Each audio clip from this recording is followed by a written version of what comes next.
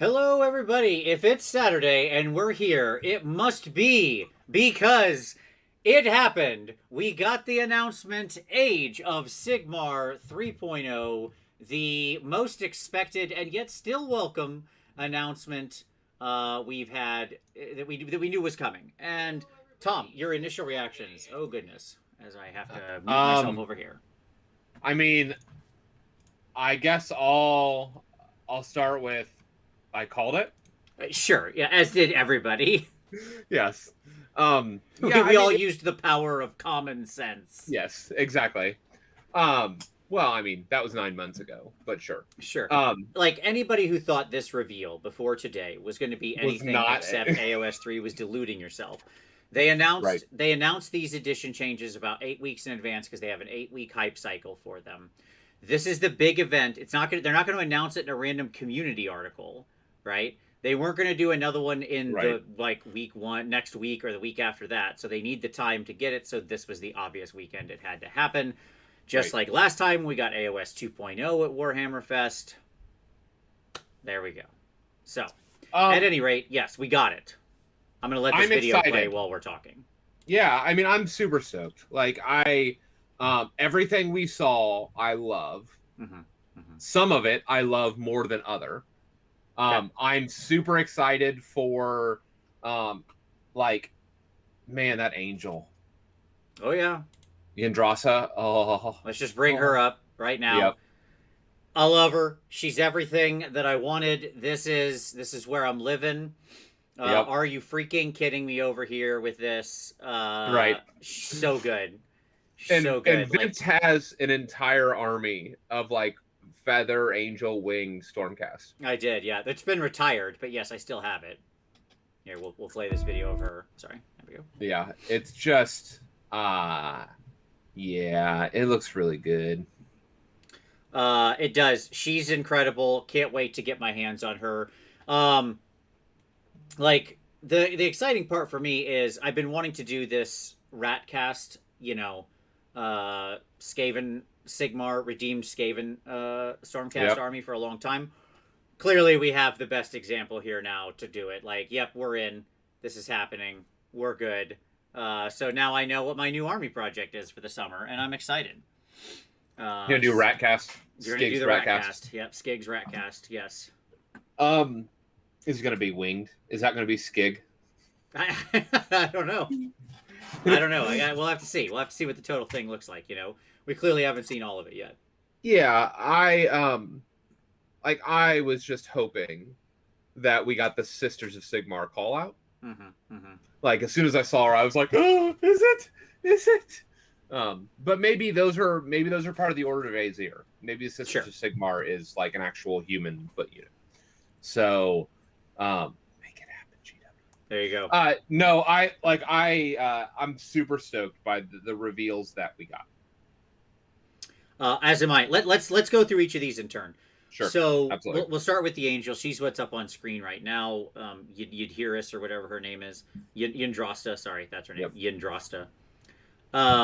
And she's absolutely great. Not only is that art that around her is incredible, really love the design on the new armor. Like, let's just talk pure aesthetics for a minute. Yeah. We know we're taking place a lot in the realm of Gur. She's a monster hunter. They've said that she's big and she's like a prime level, like the Celestin prime level, sort of leader amongst the Stormcast.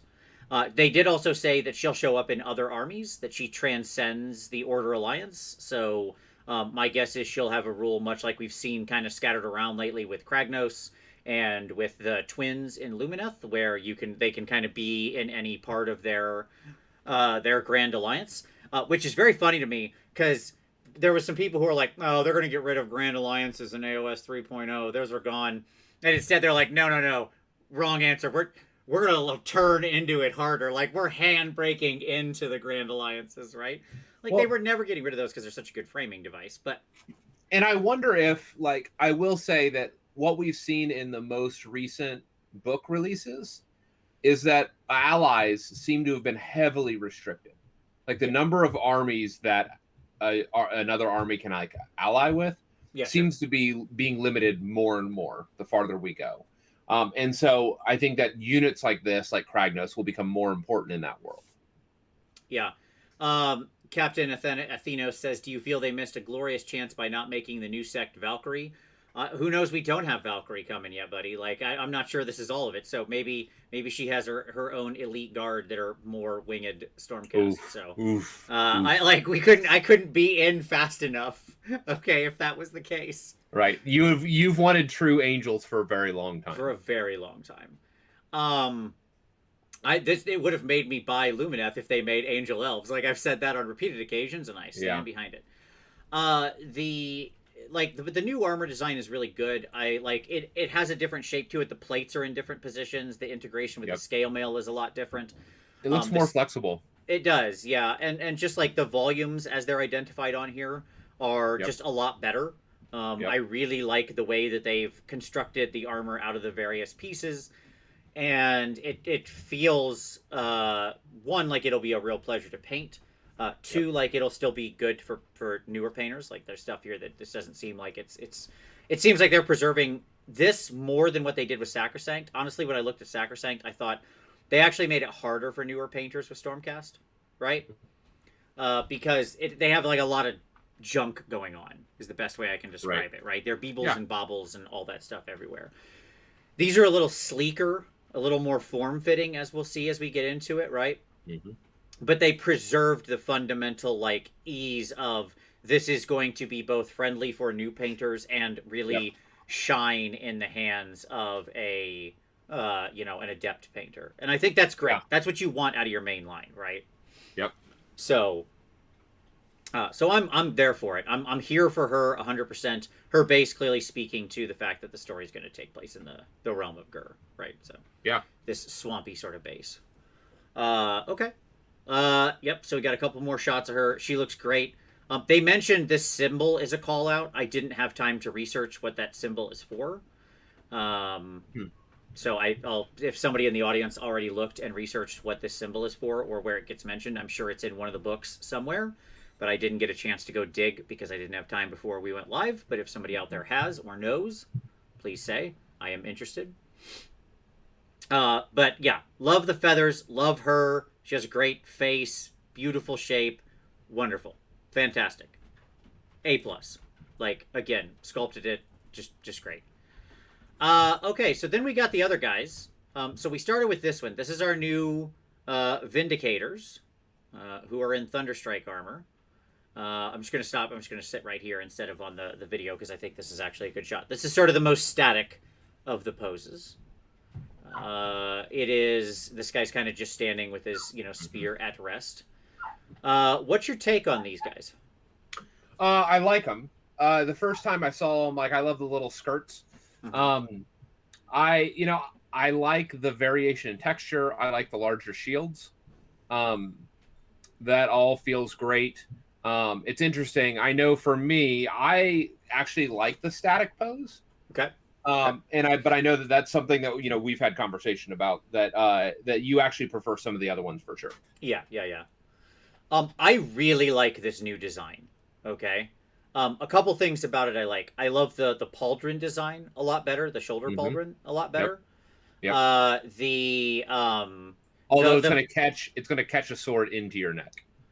Well, you're talking if they hit in here, sure. I mean, technically their gorget should be a little tighter, but they don't do that because it would be really hard to paint then and hard to model, and hard to fit heads into. But Indeed.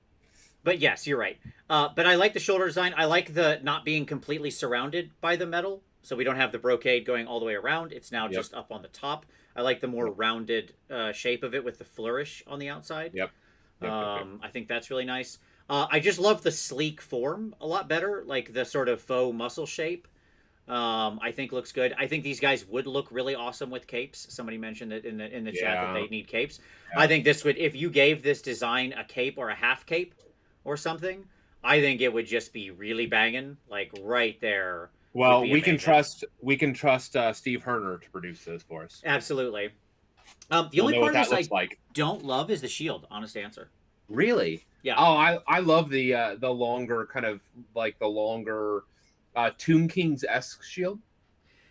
Because like if you remember Tomb Kings, they had like the larger fan top. and had the divots in and then the longer bottom. Oh, I still have a lot of those shields, Tom. Like a lot. I do too. I have like 150. But I don't know. I like them. I like it as a whole. What don't you like about it? Let me ask that. The only thing I don't like is the shield. Honest answer. Well, what don't you like about the shield? That's just the shape of it doesn't read as true to me. I'm not sure about the Sigmar face on there. It's so taken up with space. I kind of liked the hammer and lightning bolt design because I could ground it off a lot easier, and make them flat and then do freehand on them. It feels like it should be a little longer. Like it doesn't. It feels like it should be maybe like a 1/4 inch longer on the model, probably. Like it just felt a little short.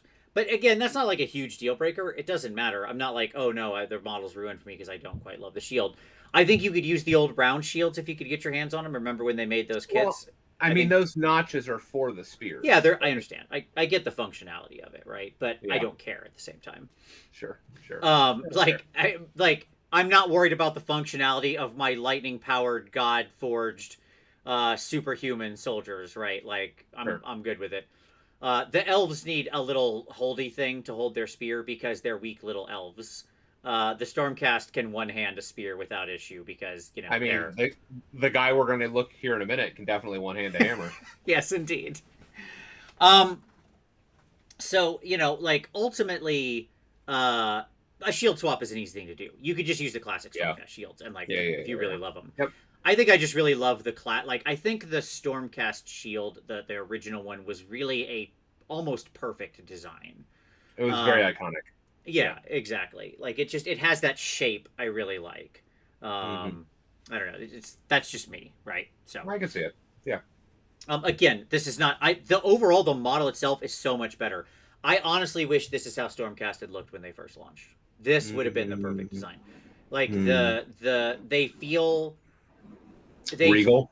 Yes, absolutely. Like there's sort of a little bit of Greek hoplite in here. There's sort of a little bit of a much more like they feel more agile but still heavy at the same time. Yeah. Right. And I really like the way that they resculpted the chest plate. It has a better angularity to it now. This is all minor stuff, but it's just things that caught my attention. Anyways, these guys are great. I want to take a look because we clearly have other poses. This is the worst angle for this. I think this fig will actually look really good, but I think this is a terrible angle for this one. Like they need to work on their golden angle photography a little more. Like this guy with the spear down in the Vindicator color or whatever. The anvils, the Helden Hammer. This is my favorite one right here. She looks so good. I love that we're going to have mixed female and male kits. Clearly, this is what this is saying. And as well as we'll see, we're going to get some non-armored head options as well. I hope we get lots of them. Honestly, I would love to open up a box of 5 of these and find like a dozen heads, 15 heads. Like, just go nuts. As they showed with this is completely non sequitur, but did you see yesterday with the 40K reveal how they're putting in they're just sliding the upgrade screw into the upgrades. Canadian troops? Yeah.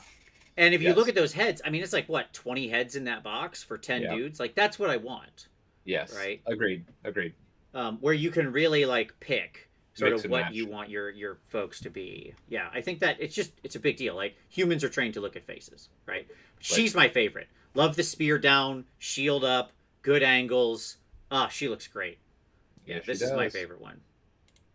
Looks like this guy, to do some work. This guy is also fantastic. Beautiful, like, love the head of the non-helmed head. This is the non-helmed head guy with the African American skin tone painted on him. What white? The name is escaping me. The white armor scheme. Doesn't matter. Not the Celestial Vindicators. It is the it's always blood spattered. It's always yeah, they're the zealotous ones. Yes, I know. It doesn't matter. Yeah. Anyways, one of the things in the comments below. Sure, people are going to say it. Hallowed Knights, thank you. No, Hallowed Knights are the silver ones. Oh, you're right. Yeah, that is. Trust me, because that's my scheme.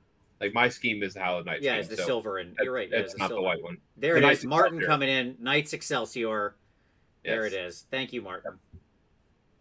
Okay, love this guy. Love his pose. It's definitely my second favorite of the whole bunch. Also, it shows how much different the just using the gold in minimal amounts, like on the Yep. scales.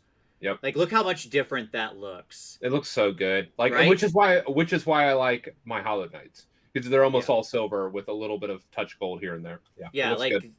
this scheme looks so good on Yeah. this armor. Yeah. Right? Nice edges that they scuffed up, like you can see where they did sort of the like scuffing and dirt effects there, a little bit of chipping and stuff. Yep.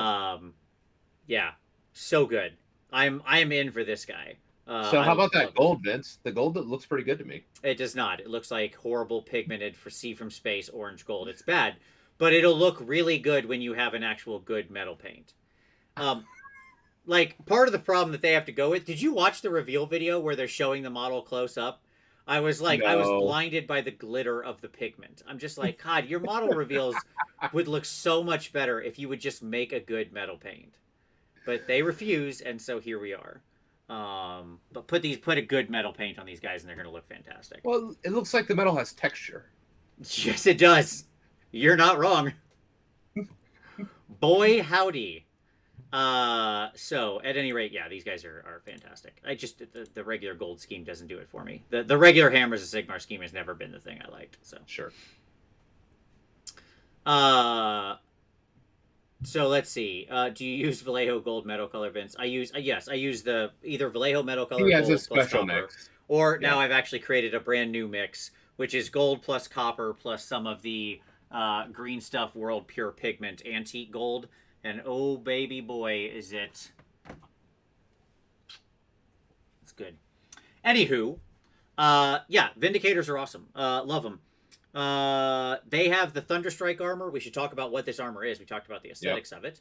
This is to punch through the cloud, which leads to this leads to all of these new Stormcasts. So the Thunderstrike armor now explodes. Do these guys do mortal wounds on death, Tom? I mean, I hope not. I'm just saying. And I only say that from a like, I prefer to stay away from religious zealots exploding and killing all those around them, like themes. Yeah, that feels like a thing they could walk into though, and not have put that together. Yeah. So I hope that they're not Suicide Stormcast, but we might be there. Sure. So the armor is explosive in that it's meant to empower their soul to get through the cloud that's been spreading from Shimon and into the other realms, right? Yep. Yep. Yes, not that particular. Owen said, "Do you have a hobby cheating episode for your gold recipe?" Not for that particular recipe I've been using recently, but it's if you look at how I use the pure metal pigment, you can use just that too, and that I have a cheating video on. Okay. So the Thunderstrike armor is meant to propel Bellacor's, propel their soul through Bellacor's cloud, and they said it doesn't work every time, but it works most of the time, so they can actually reforge, which is good. And that led to a huge reveal, Tom, that you had to be excited about. He's back. Who's back, Tom? Grungni. That's right. Yeah, we've talked about this. Yes. This is happening. Grungni is back. We were talking about him as an absentee father and where he got left off in at the end of Be'lakor when we did our Be'lakor review, because he does feature in that story. And guess what? He's back. He's back. Right. Which, you know what that means, right? New dwarf book. Sure. New dwarf book. New dwarf book. Yes. Thank you. Yes, as Anthony mentioned, I guess I do use the recipe in today's video. So there you go. You can check that today's video about Planjitsu. I forgot I used it in that. So thank you. Okay. So yeah, Grungni, man, he's ready to move up. He's trying to get out of the bottom of tier 3. He's like already ready to do some work. He's bringing his people together. He's going to get some power armor out there. You know, get the rest of his dwarves all souped up. Mm-hmm. Bring the Fire Slayers in. You know, try to help them out. All I'll say is if I would have known he was making these awesome new Stormcasts to defeat the Cloud, I might have moved him up a spot in the God ranking. So, the point being that people can move quickly on the God rankings. So. Yeah. I'm excited. Like, I love that he's back in the narrative, which means that we may be at a spot where, I've said this before. Like, I've said this as early as a year ago, January. So almost a year and a half ago, we talked about how there were references to the reforming of a new nation, like a new unified dwarven people. And there have been hints of this return of Grungni for a while. So yep. So very excited he's back, and what that heralds. Obviously, he helped Sigmar create the original Anvil of Apotheosis upon which the Stormcast are built and able to be reforged. So that is super cool. As was mentioned, this is heralding the Age of Destruction, but also the Age of Order, right? Like both are pushing out simultaneously and inevitably clashing into each other. As Order is on a big push to really remove chaos from the realms. So there's this big move. Well, it's interesting. Like as we watch the video and listening to them talk about it, it really feels like they are like darkening the realms. Sure, they really are honing in on the fact that chaos and other bad things control a lot of the territory. Yeah, and it's not that like it was not dark before, but I think what they're trying to really tease out is that like the hold of Sigmar and the cities and all that, the allies, that's all still very tenuous. Sure, it's something that has to be fought for. It's not something that's there by default. It's not. Yeah, exactly. And so they showed the new cover of the book, and I actually like it. Like it shows just truly how fallen, how troublesome the realms still are. Like in no way are these places tamed. Yeah, sure, absolutely. I mean, I'm sure that varies realm to realm, right? As you get into the individual ones. Like as far as we know, Ulgu is like one of the least tainted chaos realms. Right? Because the combination, and it's seemingly the least occupied by like Cities of Sigmar folks too. Correct, yeah. Like other than basically the one city we know about, it's it very much but the problem is like Malarian and Morathi together have kept a really like iron grip on their realm of shadows, and chaos can't really penetrate it as well. Not there aren't footholds, but they're kind of fighting the opposite battle there. Whereas in some realms, like Gur or Akshi or Gairan, right? You've got a lot of chaos mixed in with a lot of other bad guys. That's probably why we haven't seen a whole lot of Eshin. They're all hanging out in Ulgu. Just like making their way through the fog. Yeah, just exactly. Being themselves. So very exciting stuff there. We'll talk more about kind of what they said about the book and the coming of the edition here in a minute, but I want to get through the rest of the Stormcast models, which we also got this guy, the first of a whole unit. This is a unit of Paladins, so this is your Retributors and that level of people, Evocators. All of those are broadly construed as Paladins. So your sort of 3 wound Sigmar troops. Yep. Your shock troops, if you will. Yeah, absolutely. This guy's amazing. I love him. And I love the lion chest. Recently on a show, somebody mentioned, I wish they did the lion chest more as just like a regular iconography. I did. The chest plate. I did. It was because the Celestant has the lion on it. Yes. And when we were talking about Gardas, that's when it came up, right? Right. I think so.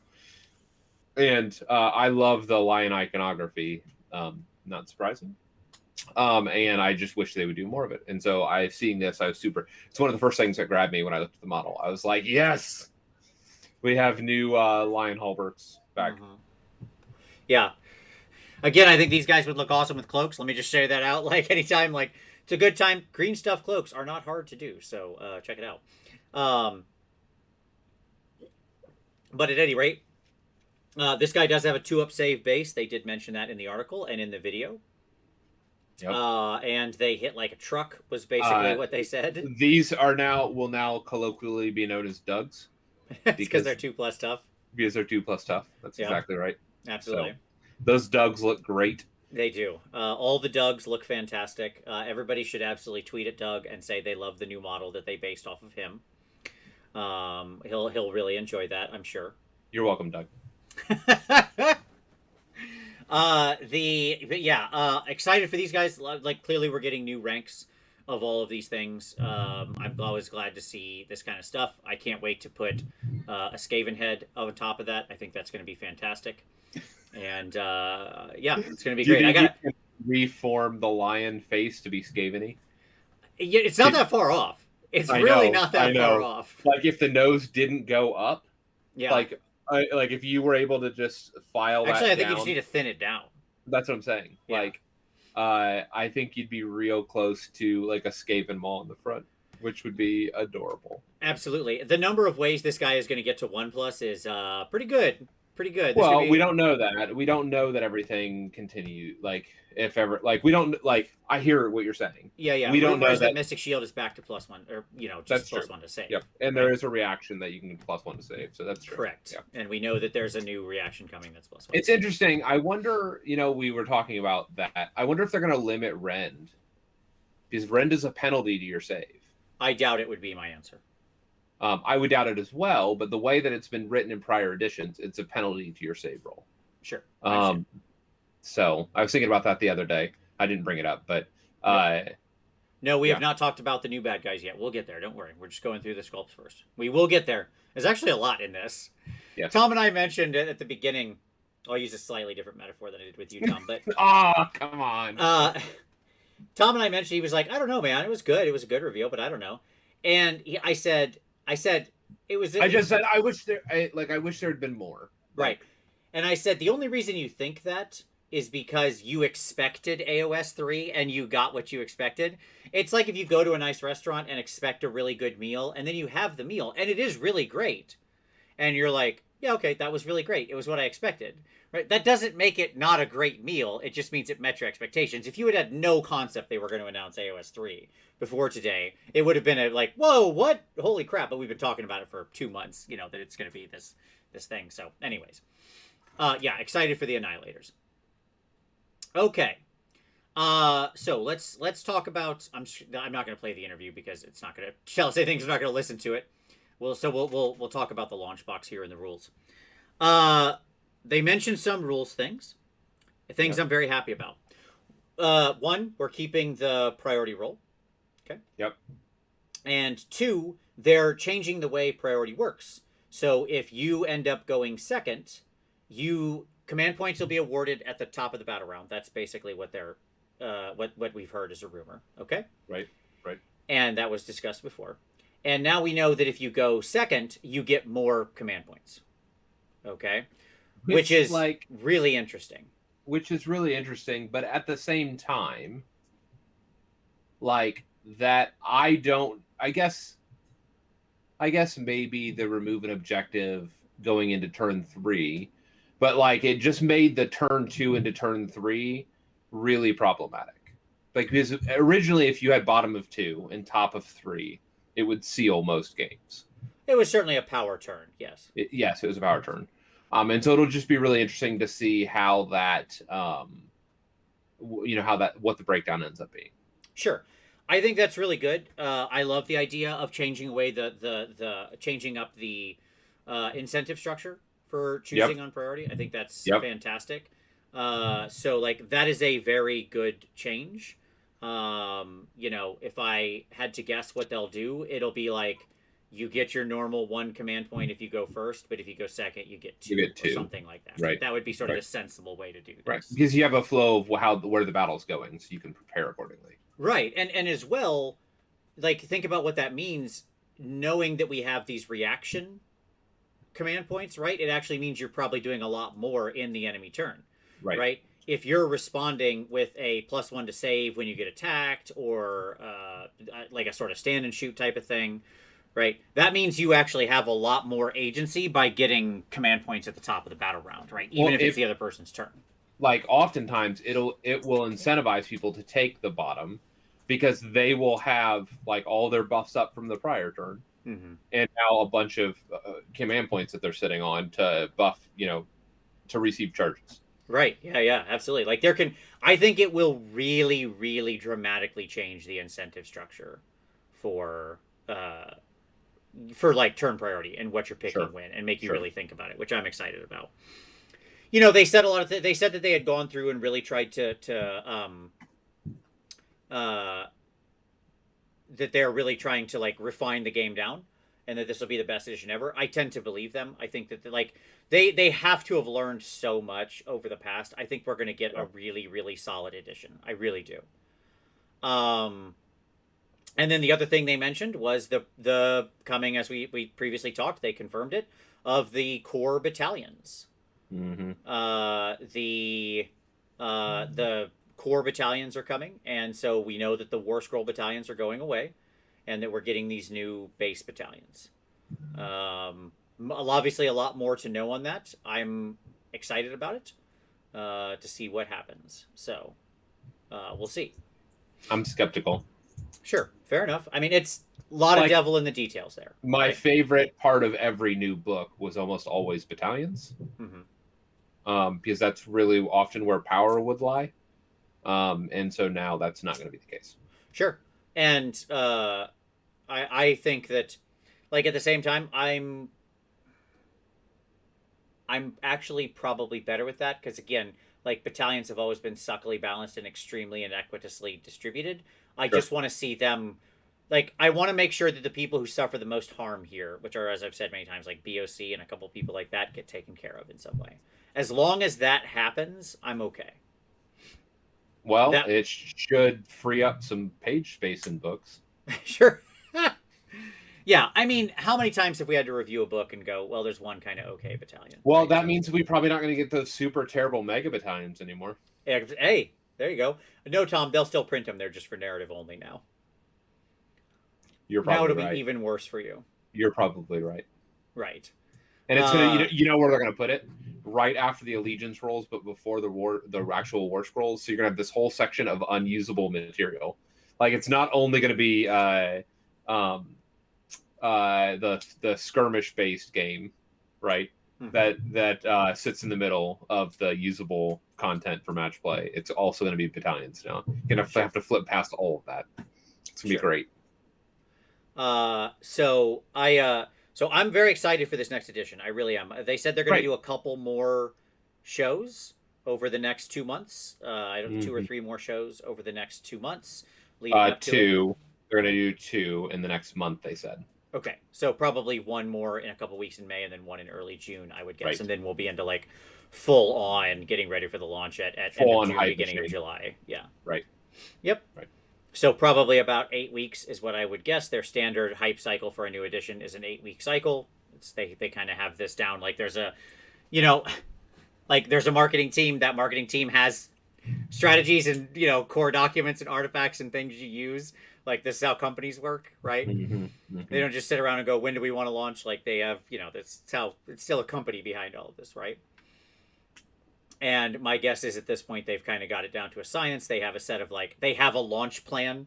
Like, somewhere, I guarantee, in the marketing and product management department, there is a launch plan document with a RACI chart that shows, all the different roles and what they have to do in the 8 weeks leading up to it. I can picture the project plan box in my head. Like, it's gonna look exactly like what I deal with every day at work, right? Yep. So, so good stuff there. Okay, let's talk about the opponents. So we know we're getting a new launch box. Duh. We knew that because, again, common sense. As they said, when we do this, we always do a big launch box. Right? Yeah, we know you like to make money. I'm cool with it. It's good. We all like the launch boxes too, right? It's a good give and take, right? It's sort of what it's supposed to be like. Hopefully they print enough of these. We know the new Stormcast are going to be half of it, right? That's no questions there. Do you think Yggdrasil will be half of it? Yeah, I don't know. That's a question, right? Is she going to be in the new launch box? I don't think so. I imagine they'll do her separate as well, but we'll see. We'll see. Okay. And so then, who are our other opponents? I don't know. Maybe not, because they said that they wanted the her she'll be bigger than the army. Sure.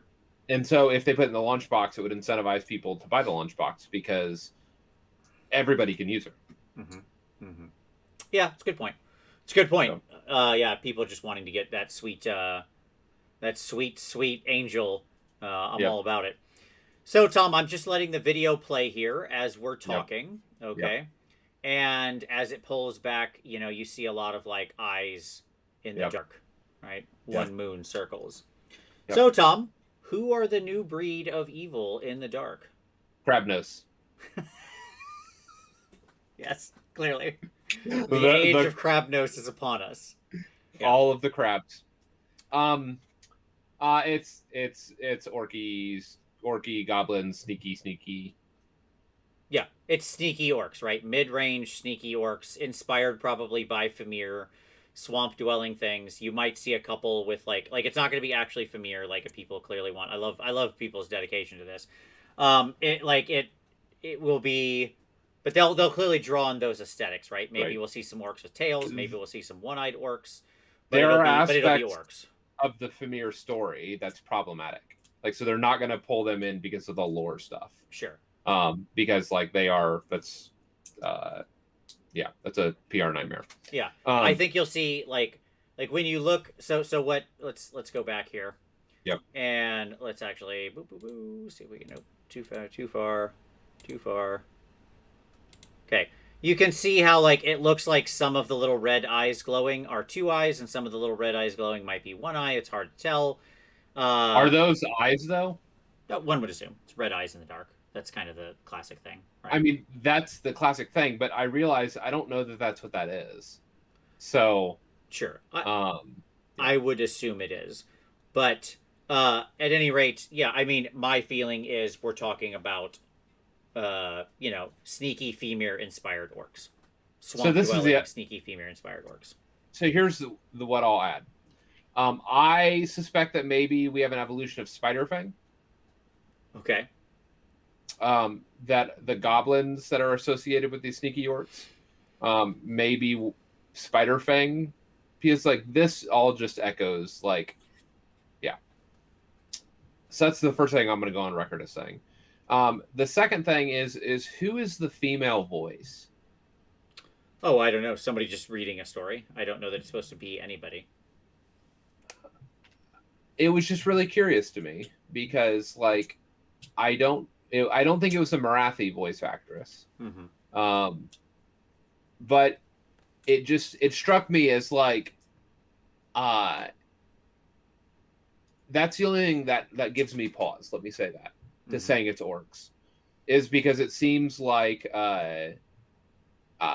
that the individual that's reading may actually be associated with the villainy. The taunting, mocking voice. That said, it does say at the end of the video a new breed Sure.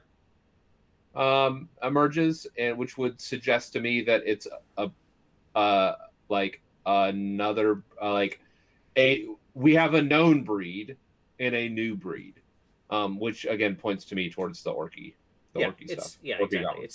It's going to be sneaky, like femur type inspired, like swamp type, stealthy orcs, right? And I think we already got a hint of this in the Kragnos video, where Right. you saw those kinds of orcs that didn't look like any of the orcs we really had, sort of worshiping Kragnos, right? This is going to be like the little hidden ones that are drawn out of their hiding by Kragnos becoming emergent. Like it's going to be destruction. I by the way, people who are like it's not Skaven, no, it's not Skaven. Like No. Kragnos is the herald of destruction. This is the age of destruction. They're not putting Skaven in the launch box when it's destruction. Like I'm sorry, everybody. We are in Gur. We're in Gur. Like I wish it was Skaven too, but it's not. Okay. So, Right. So yeah, there you go. Yeah, it'll be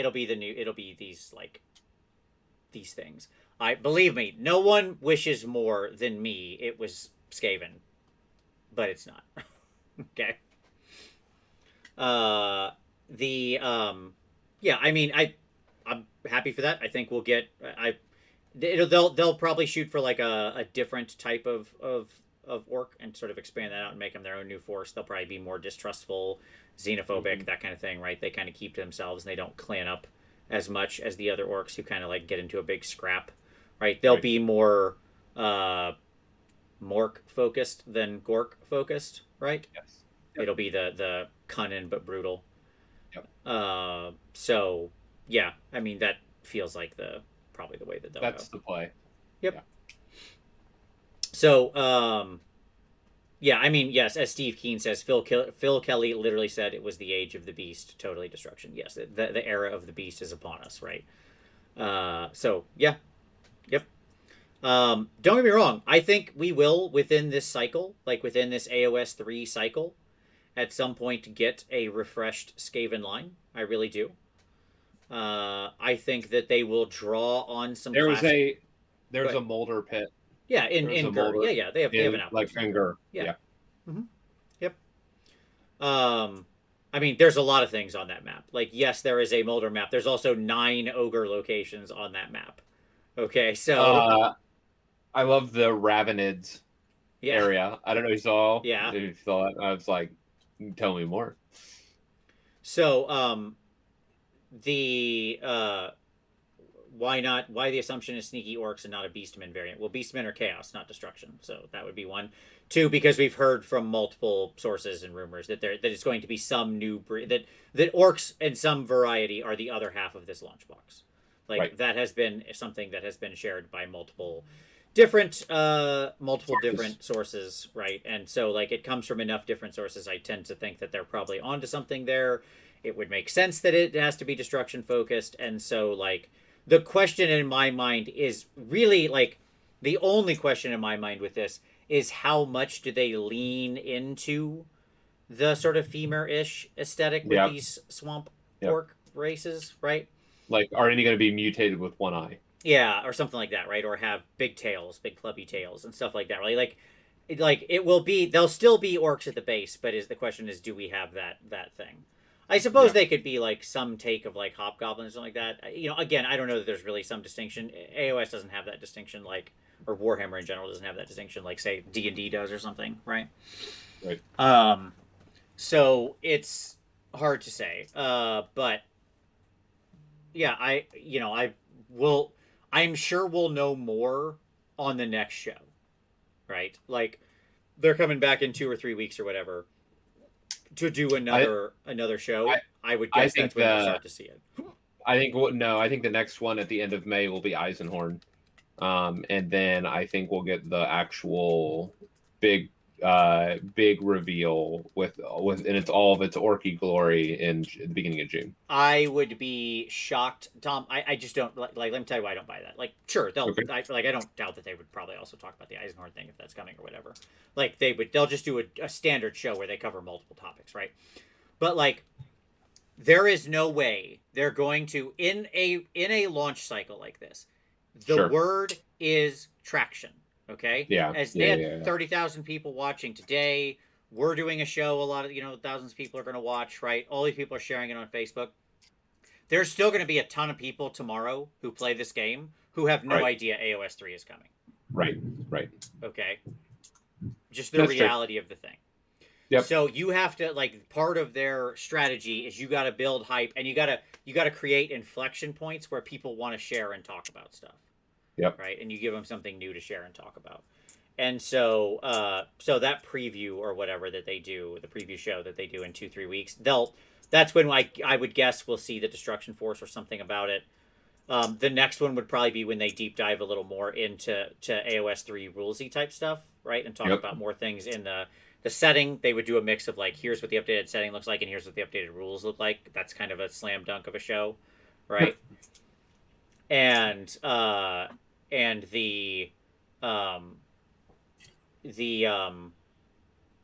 then we'll get the launch, right? So there you go, straightforward enough. And then we got some cool art. There you go, the little Annihilator art. So good stuff. Anything else, Tom, we want to say about this? I'm super stoked. You stole my line. That's literally what I was going to say.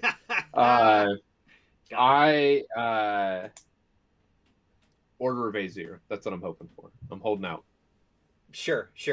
I think you could absolutely see it in AOS 3.0. The fact that they're starting all these pilgrimages. Yeah. Going out to found these new cities. Yep. Well, they can't send Stormcast out with every one of those. Right. There's just not enough Stormcast. Right. If they say like a bastion forms and then a city can emerge around it, and so it has to be the order that then goes and like seeds new cities. Right. Hawkeye says Kragnos being released this month or next. Everything we know is that Kragnos is coming this month. I would not be surprised to see tomorrow's pre-order thing say that next Saturday you'll be able to order Kragnos for it to release the week after. That would not surprise me at all. Totally. Who knows? If not tomorrow, you're going to see it next Sunday for sure. Would be my answer. Yeah. All in all, big stuff. Return of Grungi. Awesome new Stormcast chamber. Obviously, this means we'll get a new Stormcast book. Yep. Okay, like again, not to. That means we'll have 2 books go at launch, just so we're clear. Can I, Whatever the and new destruction thing is, and Stormcast. I'm going to say this. I'm just going to jump in and say kudos to GW. Like I want to put a pin on this because I haven't heard anybody mention this. We went an entire edition without a new Stormcast book. Yeah, yeah. Which is at the launch of AOS 2, and then they was like, "That's it. That's That's it. Stormcast." Like one of the big complaints for AOS 1 was we saw like 4 books. Sure. But we didn't here. We saw 1. Like, and that's great. That's awesome. Maybe I'll actually buy a collector's edition of it. They're winning you back. They're winning you back. Yes. Let's see some other things. Gray Seer says their crusade, you make a pilgrimage to something already established. Fair enough. Any rumor engines in this release? I didn't see any yet, and we still have quite a few unsolved rumor engines. I'll do a wrap up for that and try to figure out for the show on Wednesday. See what else is out there. Mm-hmm. Let's see. Yeah, there we go. Okay, cool. And then, there's also, like, when do the vampire come? Yeah, it could be that we get vampires tomorrow and then, like, Kragnos the week after or something like that. Because we have to get both of these things need to come out before AOS 3 really spins up. So. Right. So there we go. Yeah, all in all, great stuff. Very excited what I would about expect, Angel Lady. What I would expect is we'll have a month full of AOS releases. Yeah. And then we're going to get a month of 40K stuff in June. And then from July, it'll be all AOS all the time. Yeah, hardcore AOS all the time. The launch box, new Stormcast, new whatever, opposing force, whatever this new orc force is, or whatever it happens to be, right? And then assumingly we'll see other new battle tomes roll out with 3.0. So my guess is Beast of Chaos. Yeah, I wouldn't be surprised if we saw a new Beast book this year. Let me just say that. Which and that would actually fit with like the theme, right? Mm-hmm. Like bestial, yeah. Yeah. Like the beasts are like, we're back, baby. It's time to party. Yeah, I mean, if it's the era of the Beast, it would fit in pretty well, right? Even though they are chaos, still, They're like, well, we want to play. Yeah, we've got big monsters too. Hey, we got all these monsters. Can we join? They're like, yeah, sure. You got enough monsters. You must have at least this many monsters to join the AOS 3 ride. Yeah. And they're like, and they're good now. Absolutely. We can only hope that AOS 3 does multiple things for monsters that would make them good. So, fingers crossed. I have faith in you, team. Bring it together. I wanted to make one final note. This is a completely personal note. Ben Johnson was in the video. And I saw that. And he looks great. Ben's a nice guy, a friend. He gave Tom one of the funniest insults I've ever heard in my entire life while he was being very nice to him. Ben, you look great. I don't know if you'll watch this or not, but I just want to say congratulations. Yeah. It's tough I went through the same thing, still always trying to fight that fight. So congratulations. I hope you stay healthy, stay well. I hope everybody over there on the design team. I just want to thank, Adam, Eddie, everybody who works hard for all this stuff. I think they did a great job putting this one together today. I was really happy with it. The whole week and whether or not this should have been 6 days is probably a subject of discussion, right? Like there really wasn't enough here to fill what would have been 6 days of content. It feels like it wasn't 6 days of content. My summation of the thing was Warhammer Fest is normally a 2-day thing. And really it's a day and a half. Okay, so Tom, it's very different than you'd be used to from our conventions here. Okay? Oh. So with Warhammer Fest, you get up there on I'll get into the hotel on Friday night. Okay? Nothing's happening Friday. You could walk around and just talk to people or something, right? But nothing's actually happening. Saturday morning you go stand outside in a super long line because you cannot pre-buy tickets to any events. All the events are free, but it's first come, first serve. So you have to get in line very early. You go in, you get little wristbands basically, and every colored wristband matches to an event. And the entire thing basically happens over the content of 6 hours that day. And then Sunday they have a few more panels in the morning. And then they do the Golden Demon thing to wrap up the day at 3 p.m. Wow. And that's it. Done. It's like a day and a half. It's in and out. And in general, there's usually about 3 panels I usually want to really, really, really go to. Okay, at Fest. Not that there's lots of good panels, but it's just Sure, 3 I'm sure. generally interested in.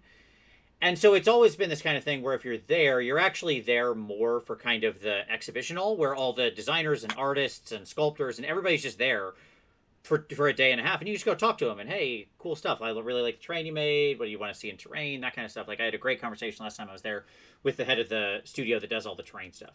Had a really really nice guy. And so that's kind of why you're there, just to hang out with people.